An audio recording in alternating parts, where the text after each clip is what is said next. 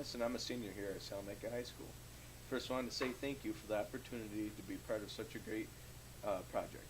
It's not often that we students create a game from scratch that we decide upon, as well as design, build, test, and market the finished product. The idea for the project was to create a 3-level virtual reality driving simulator that was built for teens, driving education teachers, and even adults, something that everyone would love. With the Nanoline being the brains of the entire project, we would connect the on-off switches based on objects hitting on each level. The end user would then gain or lose points based off these hits.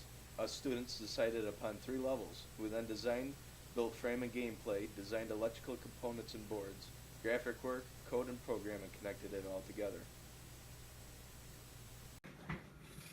Hello, my name is Oliver Eisenberger, and this is our Nanoline project. The goal of this game is to drive through the course and get as many points as possible.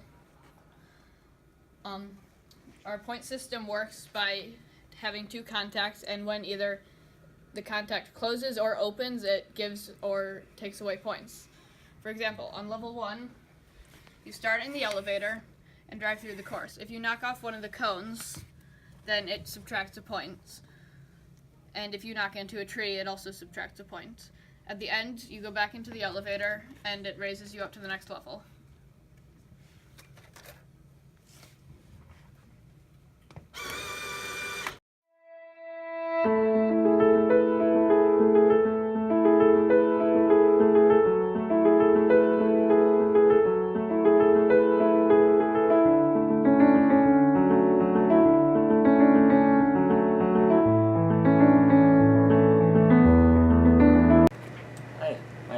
Johnson, and I'm a sophomore at Salamanca High School, and I'd like to say thank you for this opportunity.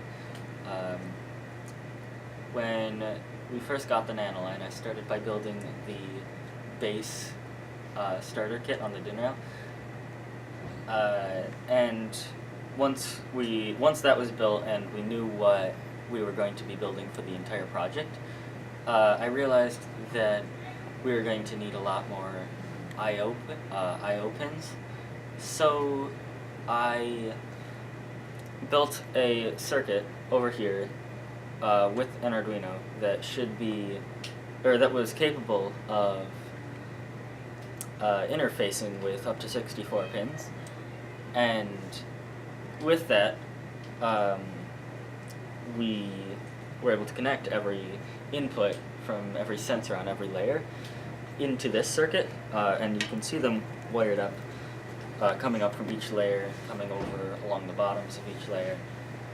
And the Arduino just accepts this data 16 bits at a time based on whichever layer the car is on, and it packetizes this data and sends it over to the Nanoline. And that's really all that the Arduino does in this case. The Nanoline then decides what this data means, and it decides whether the pin the object that's been knocked off, if it's a good thing that you hit it or if it's a bad thing, and it'll add and subtract points based off of that. The Nanoline, in this case, also controls the elevator with these 2 buttons here and a 12-volt battery, and a simple H-bridge that just runs along the side of the driving simulator and over to the elevator.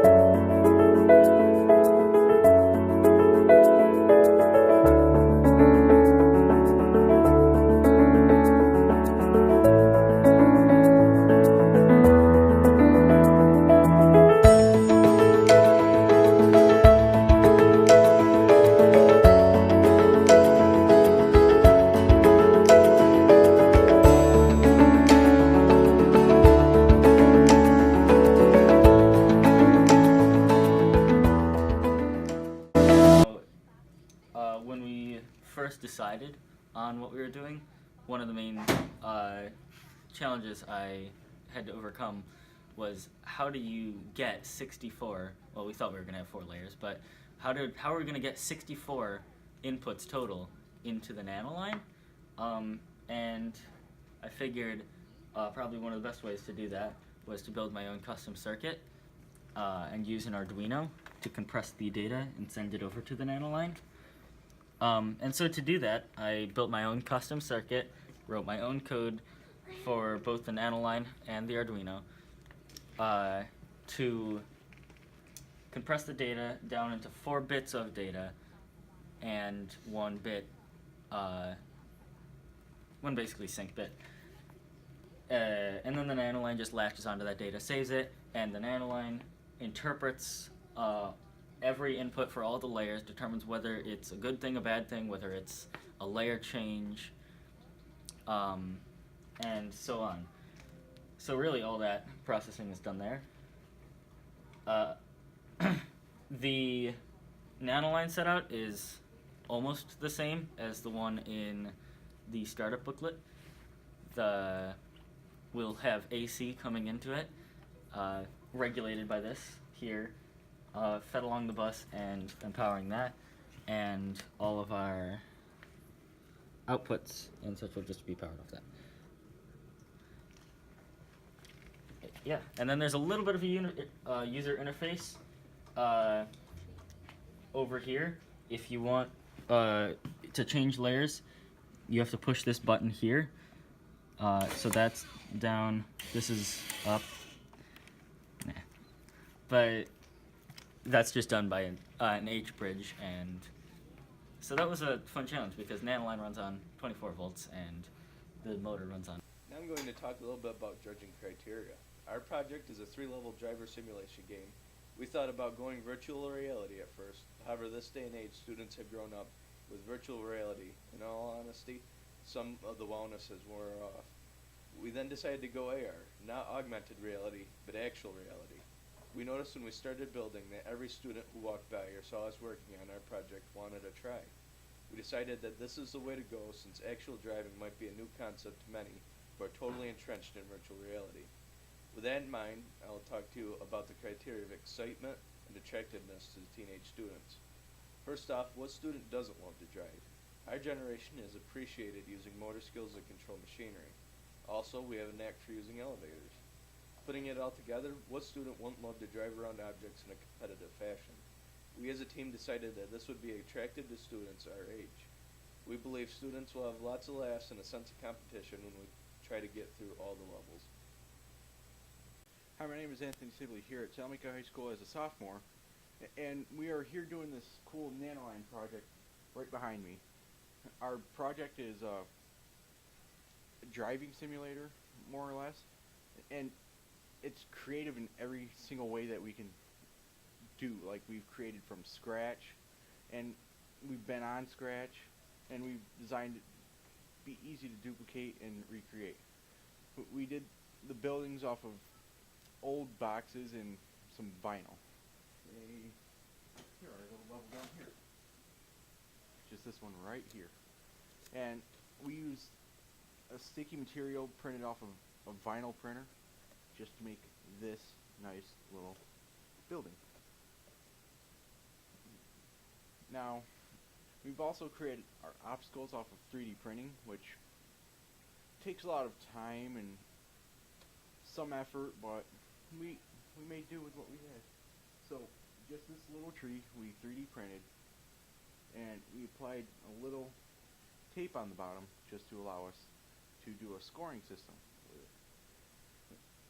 And these take, I don't know, 20 minutes? Yeah, these took about 20 minutes just to print one of these, and it was quick and simple, and we didn't have too many problems with it. Now, we had our levels made out of styrofoam, which are covered in vinyl, that our nice man behind the camera, breaking that fourth wall, decided to Photoshop.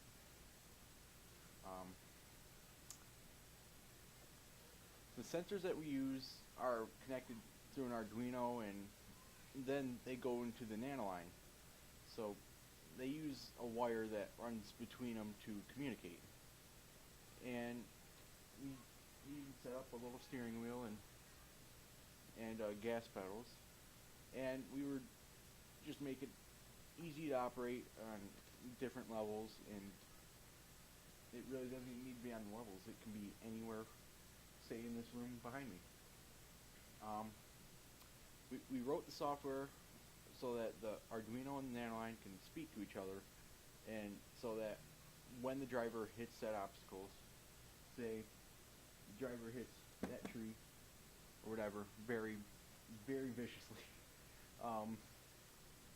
he would be able to, our Nanoline would be able to score it, add or subtract depending on what obstacle they hit or what part of the course they hit. And we also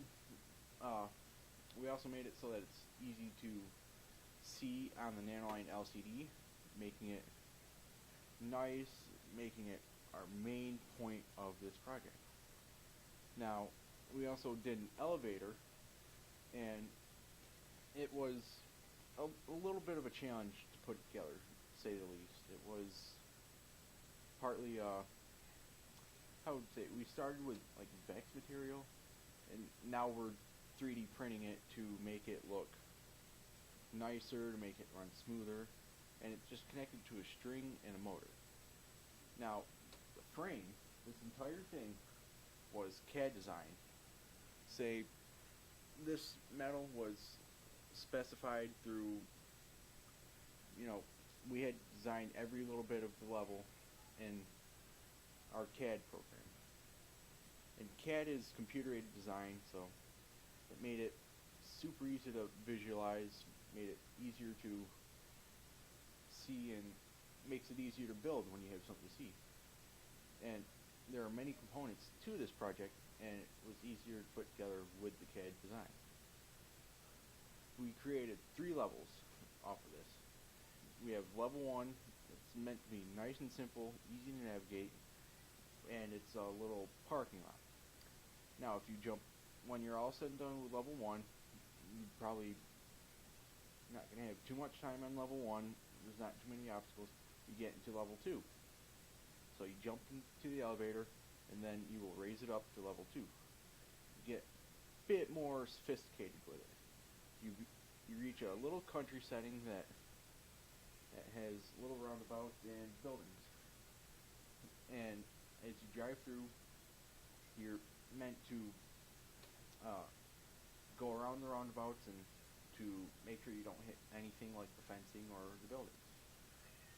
Now, this gets even harder. You hit level 3, and it is a racetrack. So this one's a test of skill and a test to see how patient you can be with it. We have much and many more obstacles, should I say. Makes it easier to somewhat navigate once you have those obstacles, because you kind of have to visualize it, but it's you have your nice racetrack, and it makes it so much easier to go through. Now, with it being a racetrack, you can technically change it, but this is easier to replicate at many schools than it is, say, something like 3D printing when you don't have too much of a budget. Hi, my name is Colin Buskey. I'm a junior here at Salamanca High School, and I'd like to thank you for giving us this amazing opportunity to build, something that's really been a big part of what we've wanted to do. I'm here to talk to you about the ease of replication that this can be made at other schools. As far as the duplication, we've made the system with fairly intuitive technology. The game pieces have been made using 3D, like a 3D printer. It's becoming a standard in many different schools with engineering classes all over the country, so it can be funded for like $300 to $500 with the equipment and the right materials.